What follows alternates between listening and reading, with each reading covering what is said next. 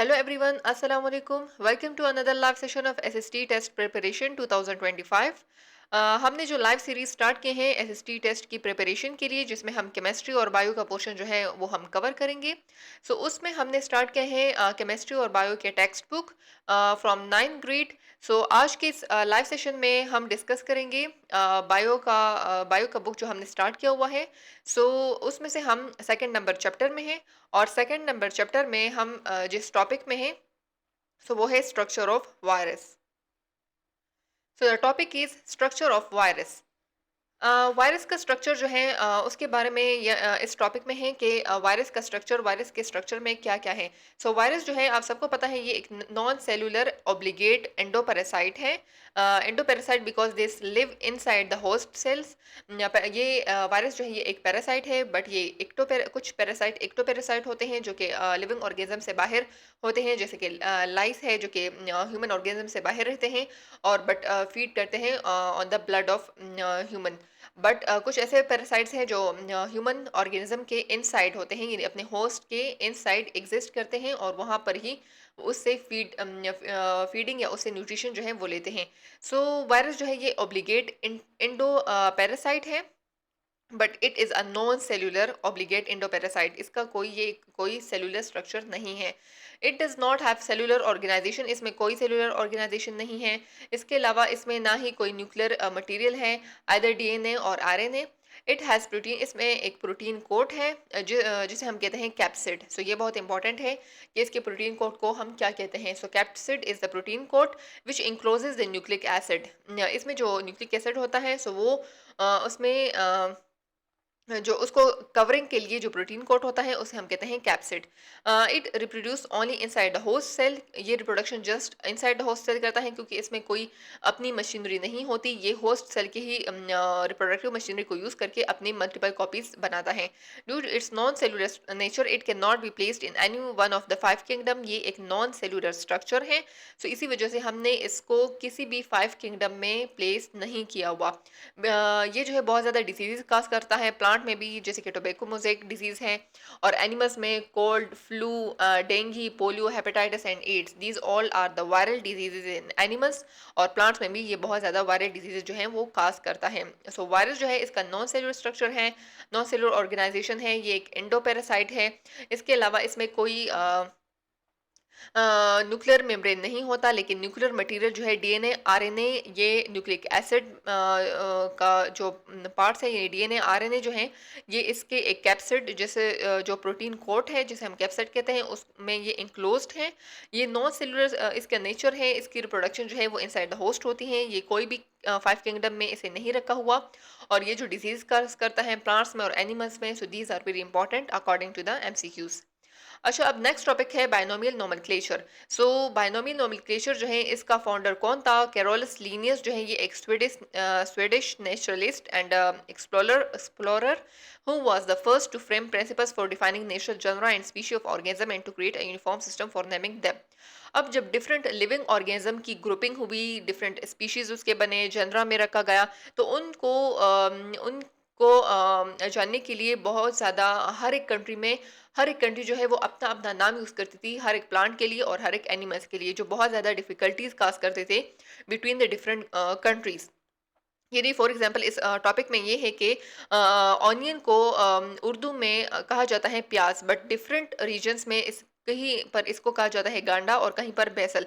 इसी वजह से बहुत ज़्यादा डिफिकल्टीज थी डिफरेंट कंट्रीज़ के डिफरेंट लैंग्वेजेस की वजह से, क्योंकि एक ही प्लांट को या एक ही एनिमल्स को डिफरेंट नामों से जाना जाता था मुख्तलिफ कंट्रीज़ में।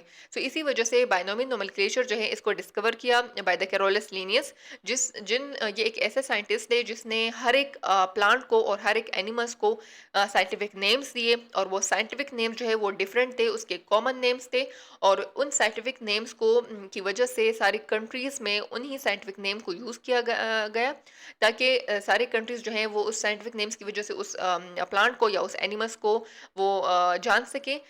इसीलिए ये साइंटिफिक नेम जो है ये बहुत ज़्यादा इंपॉर्टेंट रोल प्ले करते हैं, क्योंकि ये फिर इसकी वजह से कोई डिफ़िकल्टीज नहीं काज हुई डिफरेंट कंट्रीज़ में। इस सारे टॉपिक में ये पॉइंट है, और जो मेन पॉइंट है वो है कैरोलस लीनियस इसने क्या किया था, इसने बायनोमियल नोमेनक्लेचर जो है, ये एक स्वीडिश नेचुरलिस्ट था, जिसने डिफरेंट लिविंग ऑर्गेनिज्म को एक स्पेसिफिक नाम्स दिया और हर एक नाम के लिए कुछ उसने प्रिंसिपल्स दिए। यहाँ पर एग्जांपल है ऑनियन का, तो ऑनियन को के लिए जो साइंटिफिक नेम यूज हुआ है वो है allium cepa. So this is the scientific name for onion which is used all over the countries. सारे कंट्रीज के जितने भी बायोलॉजिस्ट है, जितने लोग हैं, वो ऑनियन को इस साइंटिफिक नेम से पहचान सकते हैं कि एलियम सीपा जो है ये ऑनियन की बात हो रही है। अच्छा, अब यहाँ पर ये है कि जो डिफरेंट कंट्रीज़ के दरमियान जो हर एक कंट्री में हर एक प्लांट और एनिमल के लिए एक कॉमन नेम हुआ होता था, जिसकी वजह से डिफरेंट कंट्रीज़ में बहुत ज़्यादा कन्फ्यूजन होती थी डिफरेंट थिंग्स के दरमियान, डिफरेंट प्लेसेस में, बिकॉज ऑफ देयर एग्जिस्टेंस। सो इसी वजह से प्लांट्स के लिए इनका प्लांट जो है, ये जो इसके कॉमन नेम्स है, ये एनिमल्स के कॉमन नेम्स हैं, और इनके लिए जो बायोलॉजिकल नेम्स है, जो साइंटिफिक नेम्स हैं, सो ये साइंटिफिक नेम इनको दिए गए ताकि ये साइंटिफिक नेम जो है ये सारी कंट्रीज़ में वो यूज़ करेंगे इन प्लांट्स और इन एनिमल्स के लिए। सो ये बायोलॉजिस्ट के लिए बहुत ज़्यादा आसानी हो गई कि वो यही नाम जो है ये साइंटिफिकली वो यूज़ करेंगे। सो इससे आसानी होगी ताकि वो डिफरेंट कंट्रीज़ में अगर वो ऑनियन की बात करें तो वो ये वाला वर्ड यूज़ करेंगे, अगर वो मैंगो की बात करेंगे तो वो ये वाला यूज़ करेंगे। तो उस वजह से उनके लिए कन्वर्सेशन में या उनको के लिए डिफरेंट प्लांट्स और डिफरेंट एनिमल्स पर काम करना जो है उनके लिए आसानी होगी। सो ऑनियन के लिए जो बायोलॉजिकल नेम है वो है एलियम सीपा। मैंगो प्लांट के लिए जो है वो है मैग्निफेरा इंडिका। नीम प्लांट के लिए जो वर्ड यूज हुआ है वो है एजा डिरेकेटा इंडिका।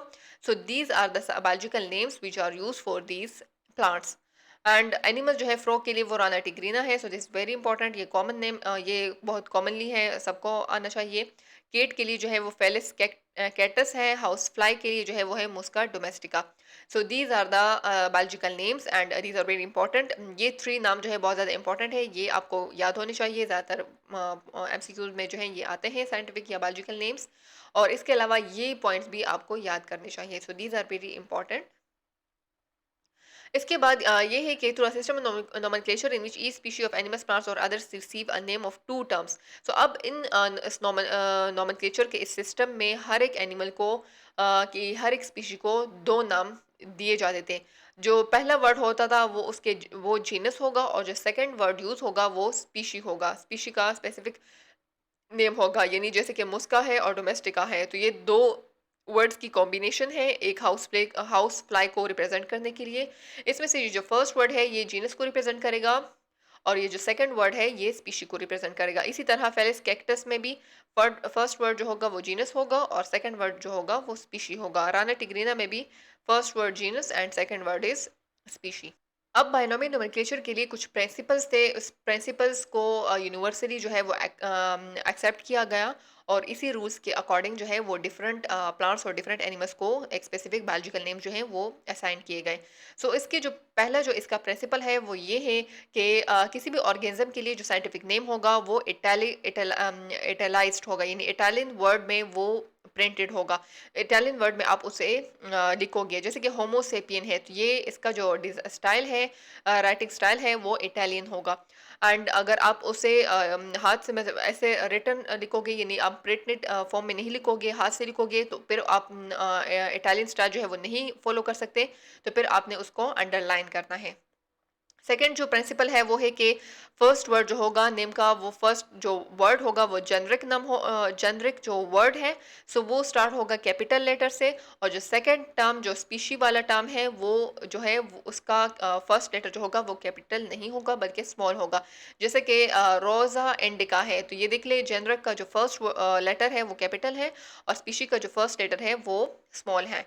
थर्ड जो प्रिंसिपल है वो है when the scientific name is, जब साइंटिफिक नेम लिख दिया जाता है it is written full, but when it is repeated several time it is abbreviated. जब अगर एक दफ़ा कोई साइंटिफिक नेम आप लिखोगे तो उसे कंप्लीट उसका जो जितने भी लेटर्स हैं वो उसकी कंप्लीट स्पेलिंग उसकी लिखोगे।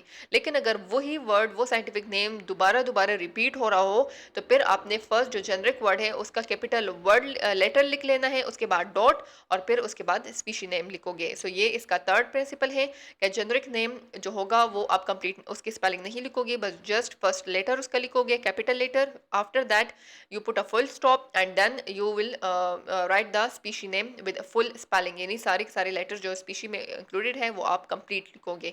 जैसे कि रोज़ा इंडिका जो है वो रोज़ा डॉट इंडिका है। फोर्थ नंबर जो प्रिंसिपल है वो ये है कि अगर आप कोई साइंटिफिक नेम लिखो तो उस साइंटिफिक नेम को जिन्होंने डिस्क्राइब किया है या जिन्होंने वो स्पेसिफिक नेम दिया हुआ है, तो आपने उसका उस साइंटिस्ट का जो फर्स्ट लेटर, उसके साइंटिस्ट का जो नाम है उसका जो फर्स्ट लेटर है, फिर आपने वो लिखना है। जैसे कि यहाँ पर मैंगो प्लांट के लिए यूज़ हुआ है मैग्निफेरा इंडिका एल, यानी एल मैग्निफेरा इंडिका जो है ये तो मैंगो प्लांट को रिप्रेजेंट करता है, बट उसके बाद जो इन्होंने एल लिखा हुआ है, so ये L will shows the name of the scientist which is Linnaeus.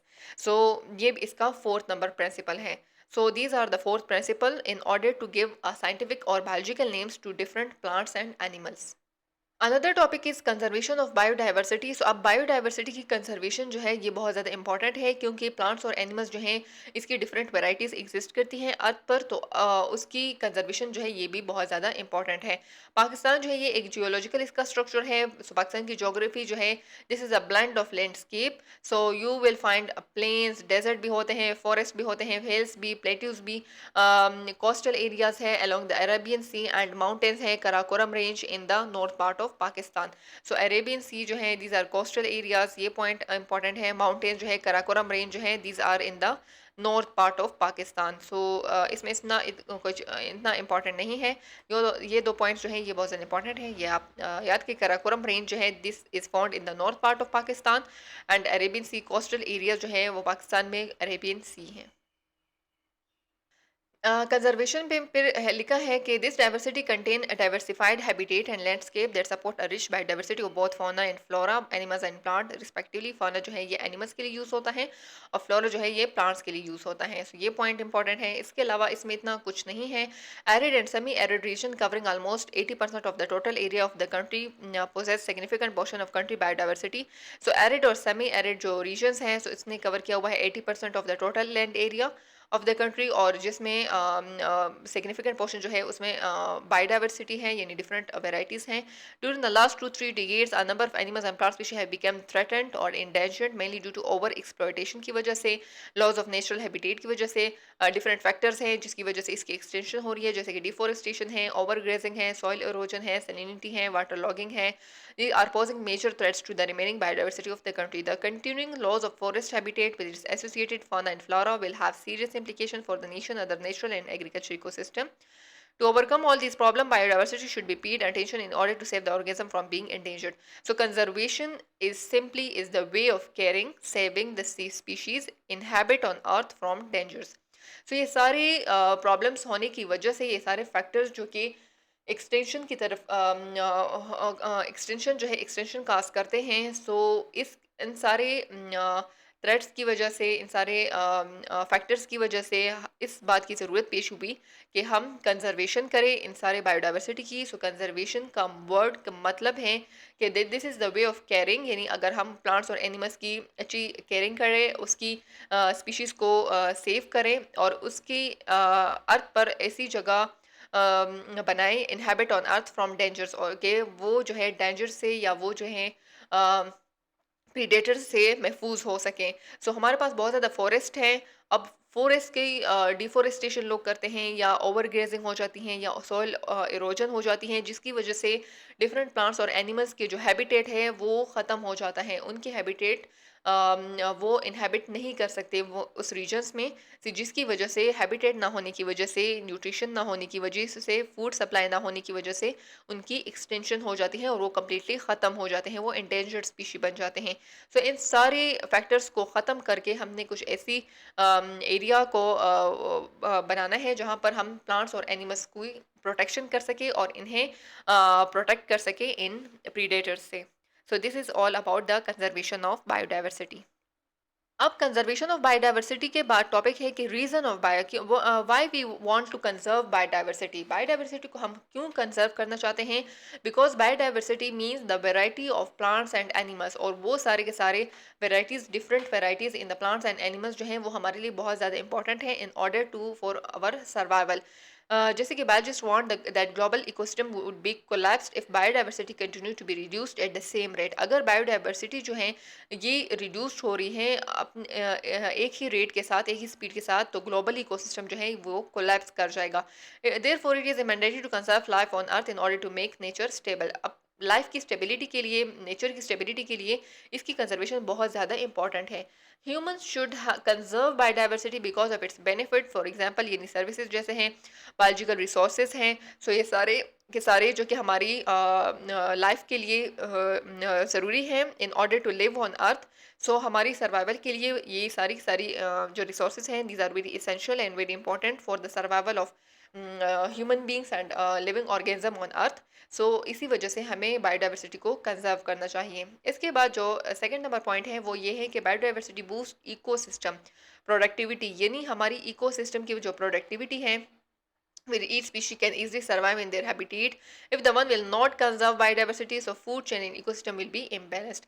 यानी अगर बायोडाइवर्सिटी के जो कंजर्व ना हो तो हमारा जो फूड चेन है या जो हमारे इकोसिस्टम है वो सारे के सारे इम्बैलेंस हो जाता है, और इम्बैलेंस होने की वजह से सारे लिविंग ऑर्गेनिज्म जो है वो एक्सटिंक्ट हो जाते हैं, इंडेंजर्ड हो जाते हैं, जिसकी वजह से हमारा इकोसिस्टम जो है, ग्लोबल इकोसिस्टम, वो कोलैप्स कर जाता है। थर्ड जो पॉइंट है वो है with more plants, trees and animals the soil improved and become stronger, less prone to soil erosion, drought and flooding. अगर बहुत ज़्यादा प्लांट्स होंगे, बहुत ज़्यादा ट्रीज होंगे, एनिमल्स की वैराइटीज़ होगी, तो सॉइल जो है वो इम्प्रूव्ड होगा एंड स्ट्रॉन्गर होगा, लेस प्रोन टू इरोजन, ना ही इरोजन होगी, ड्रफ नहीं होगा, फ्लडिंग नहीं होगी।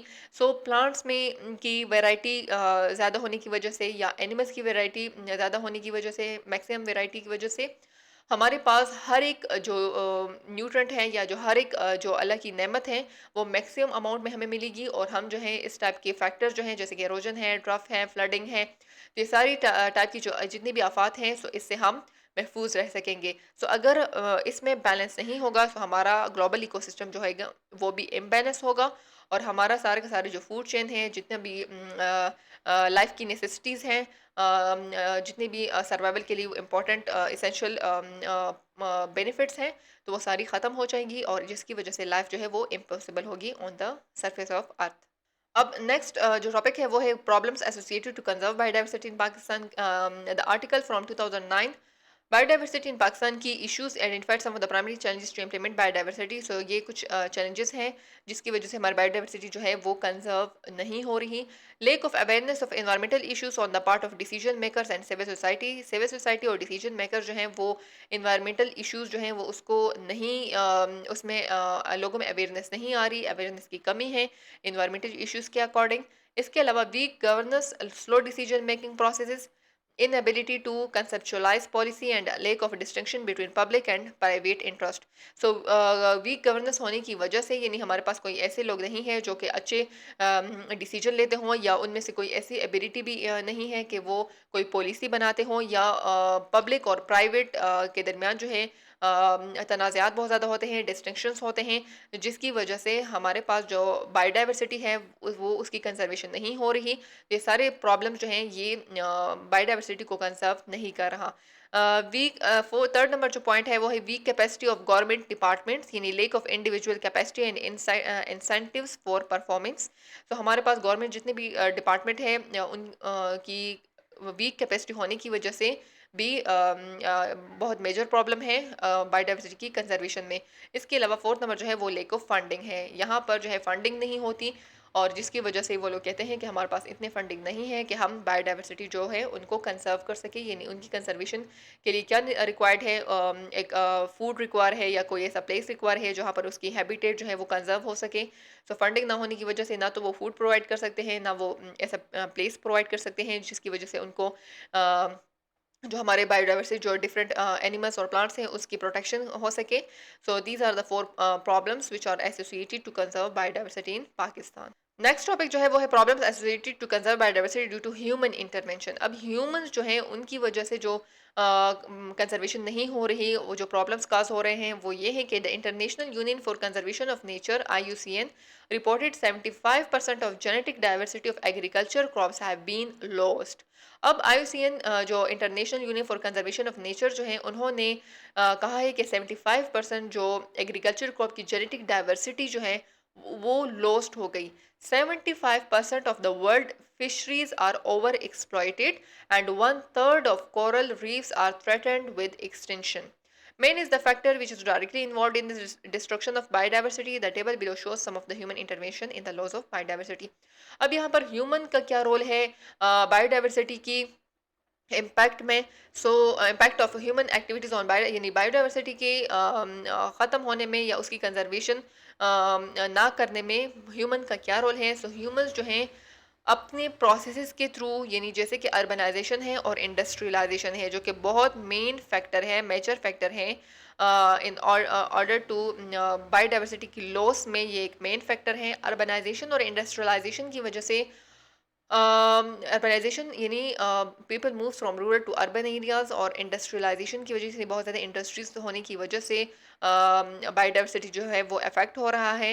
क्यों? क्योंकि over population leads to the needs of building, यानी अगर बहुत ज़्यादा ओवर पॉपुलेशन होगी, आबादी जो है वो बढ़ेगी, तो उससे बहुत ज़्यादा बिल्डिंग्स चाहिए होंगी और बिल्डिंग्स की वजह से अर्बनाइजेशन और इंडस्ट्रियलाइजेशन होगी। सो इसकी वजह से जो एरिया होगा, जो फॉरेस्ट होंगे, फॉरेस्ट को ये ख़त्म करेंगे और वहाँ पर इंडस्ट्रीज़ बनाएंगे, वहाँ पर घर बनाएंगे अपने लिए। सो बायोडाइवर्सिटी जो है ये अफेक्टेड होगी। डिफोरेस्टेशन, डिफोरेस्टेशन मीन्स फॉरेस्ट की कटिंग करना, loss of forest. So soil erosion होगा, प्लांट लाइफ जो है वो डिस्ट्रॉय हो जाता है, लो रेनफॉल होती है एंड क्लाइमेट जो है उसमें से चेंजेस आ जाते हैं क्योंकि प्लांट्स नहीं होते। जो प्लांट्स नहीं होंगे तो जो गैसेस की जो एक्सचेंज है, जो डिफरेंट साइकिल है, जैसे कि नाइट्रोजन साइकिल है, ऑक्सीजन साइकिल है, सो ये सारी साइकिल जो हैं ये क्लाइमेट को अफेक्ट करता है। So this is the major factor in the loss of biodiversity. Third one जो है वो है पोल्यूशन। सो पोल्यूशन जो है ये ग्लोबल वार्मिंग काज करता है। ग्लोबल वार्मिंग यानी अर्थ का जो टेम्परेचर है उसमें इंक्रीज आ जाता है। सो ये भी अफेक्ट करता है बायोडाइवर्सिटी को। ओवर हंटिंग जो है यानी डायरेक्ट किलिंग और ऑफ वाइल्ड एनिमल्स, यानी वाइल्ड एनिमल्स की अगर हंटिंग डायरेक्ट किलिंग हो बाय डिफरेंट ह्यूमन बींग्स, तो ओवर हंटिंग होने की वजह से डिफरेंट जो एनिमल्स होते हैं, वाइल्ड एनिमल्स होते हैं, सो उनकी एक्सटिंक्शन हो जाती हैं और जिसकी वजह से लॉस ऑफ बायोडाइवर्सिटी जो है वो होता है। So these are the four major factors which is because of the human intervention, and this play a big role in the loss of biodiversity. So human की वजह से भी बायोडाइवर्सिटी बहुत ज़्यादा अफेक्ट हो रही है, बहुत ज़्यादा उसका इम्पैक्ट हो रहा है ह्यूमन का बायोडाइवर्सिटी के लॉस पर। सो अगर ह्यूमन एक्टिविटीज़ जो है, ये ह्यूमन की जो फोर मेजर एक्टिविटीज़ है इस पर कंट्रोल हो, तो हम अपने बायोडाइवर्सिटी को कंट्रोल कर सकते हैं और उससे बायोडाइवर्सिटी के लॉस की वजह से हमें जो नुकसानात हो रहे हैं, जो फ्लडिंग हो रही है या जो ड्रफ आ रहा है, सो ये इससे हम फिर बच सकते हैं। Climate changes are not only the pressure on our environment, habitat loss and degradation, pollution, overexploitation, and invasive species are also, play a significant role in biodiversity decline. These pressure are because of human invading activity. अब climate change जो है वो just हमारी environment पर जो है affect नहीं करता, उसके जो हैबिटेट जो है लॉस हो, अगर डिग्रेडेशन हो, पोल्यूशन हो, ओवर एक्सप्लॉयटेशन हो, इन्वेसिव स्पीशीज जो है वो उसमें डिक्लाइन आ जाता है। सो दीज प्रेशर जो है because of human invading activity, यानी ह्यूमन की डिफरेंट एक्टिविटीज़ की वजह से इसमें लॉस आ जाता है। Deforestation causes and its effect on biodiversity. अब डिफोरेस्टेशन के जो काजेज हैं और जो उसके इफेक्ट्स हैं बायोडाइवर्सिटी पर। Forest cover 31% of the land area on our planet. Planet पर जो लैंड एरिया कवर किया हुआ है फॉरेस्ट ने, तो वो है 31%। They produce vital oxygen and produce Holmes for people and wild life. अब फॉरेस्ट क्या रोल प्ले करते हैं? फॉरेस्ट जो है वो ऑक्सीजन प्रोवाइड करते हैं as because of the as a result of the process of photosynthesis. Photosynthesis का जो एंड प्रोडक्ट होता है वो ऑक्सीजन होता है। सो ऑक्सीजन की प्रोडक्शन करते हैं, होम्स बनाते हैं वाइल्ड लाइफ के लिए, घोंसले जो है वो बनते हैं। Many of the world's most threatened and endangered animals live in forest, and billions of people rely on its benefit. Forest offer food, fresh air, clothing, medicine, shelter. ये सारी benefits जो हैं वो forest हमें provide करता है. Forests also play a critical role in reducing climate change because they can act as a carbon sink, soaking up carbon dioxide that would otherwise be free in the atmosphere and contribute to ongoing changes in climate pattern. Carbon dioxide as a carbon sink काम करता है क्यों? क्योंकि carbon dioxide ये absorb करता है, जितने भी एटमॉस्फेयर में एक्स्ट्रा कार्बन डाइऑक्साइड प्रेज़ेंट है, तो इसको वो एब्ज़ॉर्ब करके यूटिलाइज़ करता है in the process of photosynthesis, हमें ऑक्सीजन प्रोवाइड करता है। इसके अलावा अगर कार्बन डाइऑक्साइड अगर प्लांट्स ना हो, तो कार्बन डाइऑक्साइड जो है वो बहुत ज़्यादा क्वांटिटी में एटमॉस्फेयर में होगा और कार्बन डाइऑक्साइड की अमाउंट में इंक्रीज़ जो है वो क्या काज़ करती हैं? वो ग्लोबल वार्मिंग काज़ करती हैं, यानी अर्थ का टेम्परेचर वो इंक्रीज़ कर देती हैं। सो अगर प्लांट्स होंगे तो कार्बन डाइऑक्साइड का जो लेवल है जो परसेंटेज है एटमॉस्फेयर में तो वो मेंटेन होगा। But Maine is destroying this natural beauty by cutting them down for his sake and comfort. The cutting down of trees for the conversion of forests into non-forest land is called deforestation. So deforestation कैसे कहते हैं? यानी non-forest forest cutting down यानी trees की cutting करना, forest को non forest area में convert करना, इसको कहते हैं deforestation. So deforestation is the major intervention of humans in the loss of biodiversity. अब डिफॉरेस्टेशन के काजेज़ क्या है? सो इसके काजेज़ जो हैं वो ये है कि माइनिंग की वजह से, पेपर मेकिंग की वजह से, अर्बनाइजेशन की वजह से, timber for making roads and agriculture expansion and livestock breeding, these are the major causes of deforestation. इन वजूहात की वजह से डिफॉरेस्टेशन होती है। अब इसका इफेक्ट क्या होता है? जब फॉरेस्ट नहीं होगा, सो लॉस इन बायोडाइवर्सिटी होगा, जैसे कि increase in the concentration of green house gases होगा, यानी कार्बन डाइऑक्साइड बहुत ज़्यादा क्वांटिटी में होगा क्योंकि उसकी यूटिलाइजेशन नहीं होगी बाय द प्लांट्स। मीथेन बहुत ज़्यादा एटमॉस्फेयर में होगा, वाटर वेपर्स होंगे, नाइट्रस ऑक्साइड होगा और इस जिसकी वजह से ग्लोबल वार्मिंग होगी, यानी अर्थ का टेम्परेचर जो है वो बहुत ज़्यादा हाई हो जाएगा। हाई टेम्परेचर होने की वजह से ग्लेशियर जो है वो मेल्ट हो जाएंगे, जिसकी वजह से सी लेवल जो है वो राइज हो जाएगा और फ्लड होगा। ये हमारे अपने ही एक्टिविटीज़ की वजह से जो नुकसान होता है, ये जो फ्लड की सूरत में हमें तबाह करता है, this is all because of our human activities. अगर हम डिफॉरेस्टेशन नहीं करेंगे सो फ्लडिंग नहीं होगी। अगर डिफॉरेस्टेशन करोगे सो उसके रिजल्ट में क्या होगा? फ्लडिंग होगी, क्लाइमेट चेंज होगा, जो अदर जो एक्टिविटीज़ है, जितने भी जो इकोसिस्टम को बैलेंस रखता है वो अफेक्ट होंगे। It is also the reason of habitat loss of wild life, soil erosion, low rainfall due to no transpiration are also the result of deforestation.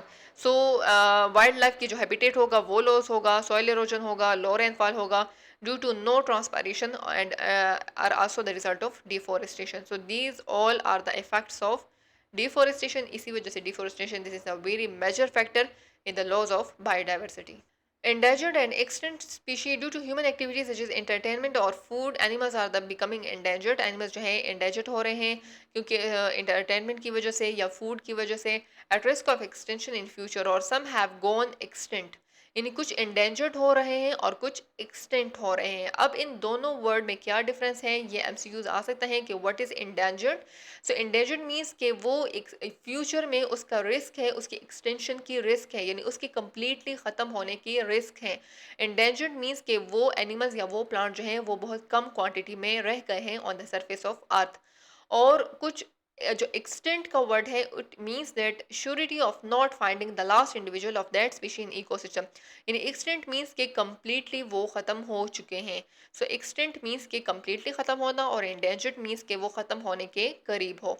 These are the two different terms and ये जो है इसका ये जो है MCQ के according आ सकता है कि what is endangered and what is extinct. ये कुछ एंडेंजर्ड स्पीशी है, जैसे कि लॉन्ग बिल्ड वल्चर है, ग्रीन सी टर्टल है, स्नो लिपर्ड है, मार्कोपोलो शीप है, यूरोपियन ओटर है, बलूचिस्तान फॉरेस्ट डोरमाउस है। These are the some endangered species. कुछ जो है वो नीचे यहाँ पर हैं, इंडस रिवर डॉल्फिन है, एशियन ब्लैक बेयर है और सिंध एबिक्सिनी markhor. These are the some endangered species and ये कुछ एंडेंजर्ड स्पीशी जो बहुत ज़्यादा कॉमन है, तो ये आप को याद होने चाहिए, MCQs में भी आ सकते हैं। नेक्स्ट जो चैप्टर है वो है सेल्स एंड टिश्यू। सेल और टिश्यू जो है वो है चैप्टर नंबर 4। चैप्टर नंबर 4 हमारे पास सेल एंड टिश्यूज़ हैं, जिसमें हम सेल एंड टिश्यू के बारे में पढ़ेंगे। इस चैप्टर में हम पढ़ेंगे microscope and emergence of cell theory के बारे में, लाइट माइक्रोस्कोप के बारे में पढ़ेंगे, इलेक्ट्रॉन माइक्रोस्कोप पढ़ेंगे, फिर जो डिफरेंट सेलुलर स्ट्रक्चर्स हैं उसके फंक्शन है, जैसे कि प्रोकैरियोट और यूकैरियोट में जो क्या डिफरेंस है। इसके अलावा रिलेशनशिप है between the cell function and structure. Cell size और shape and they relate to surface area to volume ratio. फिर एक्टो और पेसो ट्रांसपोर्ट ऑफ मैटर पढ़ेंगे, जैसे कि डिफ्यूजन है, ऑस्मोसिस है, active transport, exocytosis and facilitated diffusion, filtration and endocytosis. Tissue में क्या पढ़ेंगे? टिश्यू में एनिमल टिश्यू पढ़ेंगे और प्लांट्स के टिश्यूज पढ़ेंगे।